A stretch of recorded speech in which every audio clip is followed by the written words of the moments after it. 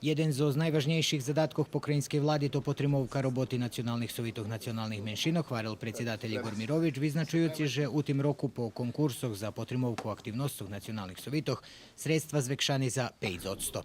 Nacionalni sovit Rusnacov kupno dostanje kolo 3 milióny 245 tisíc dinari. Už daskeľ roky ustaljena cifra, ktorú my dostávame zo pokrajiny za poriadnu diálnosť i toho roku povekšana za 31 tisíc za poriadnu diálnosť i 26 tisíc dinari povekšana za rozvojnú diálnosť. Takže my už ustaljeli to tých sredstva i známe, že kde sú namenjeni.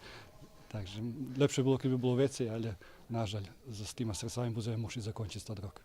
Na nješkajšej schadzki nacionalnog sovitu Rusnacov mala bi biti postignuta dogovarka o rozpodjeljivanju sredstvog dostatih od pokrajinske vladi, a rahuješe i na sredstva z republičnog budžetu.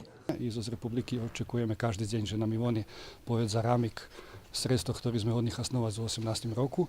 Pretpostavljamo, že to bude jagodi u pokrajini nje menji jagote toho roku i že všetky to tých obovjazki, ktoré máme prez rok, uspeme da pozaverati. Koncom toho roku budú otrimani poriadni vyberanky za novi zvolanja nacionalnih sovitoh nacionalnih menšinoh, ta še očekuje, že zo rebalansom budžetoh i toti dodatni aktivnosti dostanju potrebnu financijnu potrimovku.